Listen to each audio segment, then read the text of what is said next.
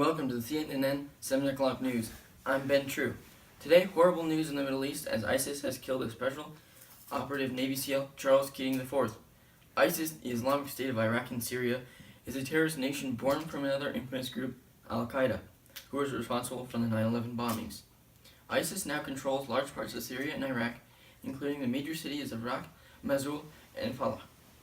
In this map behind me, the red is the territory ISIS has lost, the green the area they have gained, and the black the area that they control.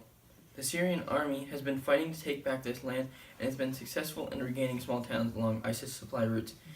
But the army has also been responsible for thousands of civilian deaths. To discuss the growing source of terrorism, let's go to Nick, who's in New York with Simon, the Secretary of Defense. Hi Ben, as you mentioned, I am here with Simon, Secretary of Defense in New York. Hi Simon, how are you doing? I'm good, thanks. What do you think the United States should do about ISIS in the Middle East, now that they control an area as large as the UK? Well, ISIS is a very powerful organization, unlike any other. We do not know how to deal with them because they are driven by Islam. Every other group we have faced in history has been driven by money or power, so a treaty would not appeal to them.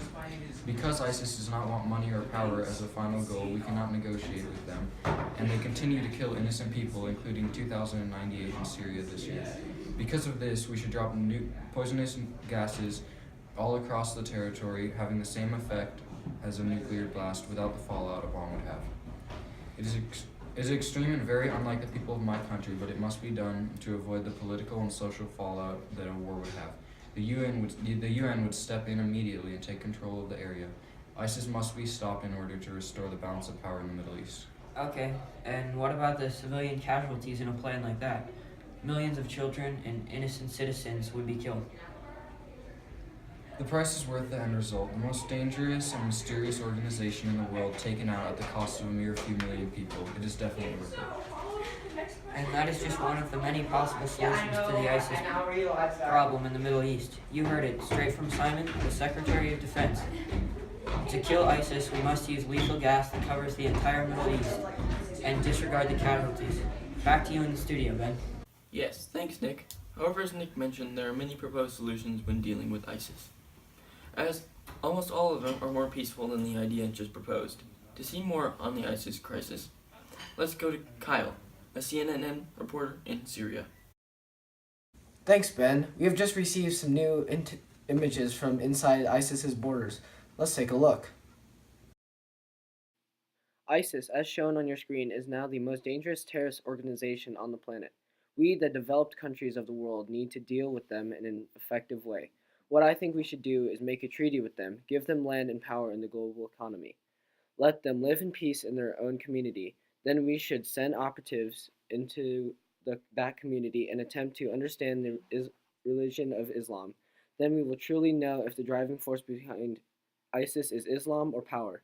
Negotiating with ISIS will allow us time to build up national security. Even if it does not work and we are not able to create a treaty, we are able to keep the terrorism in check until the military can figure out a way to build a multilateral treaty with the foreign powers like the UK. The US will also have time to call on their NATO alliances. If we give ISIS a state, then we will set up a summit meeting and use diplomacy to reach a solution. Good point, but there is one clear solution. What we need to do is send troops into the area to start eliminating ISIS and change their tactics that have been beating us in the field. It is a fact that 100% of wars before the war on terrorism were fought with troops on the ground, and this war should be no different. We need troops, and yes, it will lead to more casualties, but we are at war with those who have killed Americans already. We cannot allow a terrorist group to flourish in the Middle East while we ignore them. Drone strikes are a start, but only that. Specialists on the ground would be capable of finding and eliminating high-value individuals in ISIS ranks.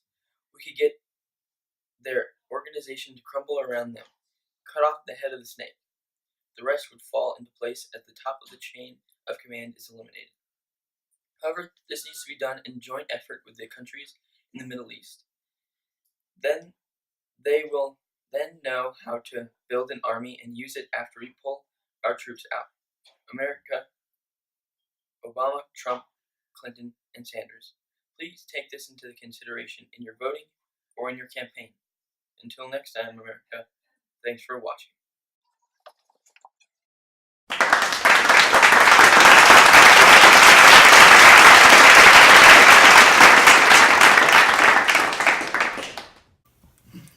Hello, and welcome to CNN. So, I can't, I'm eating my first snacks.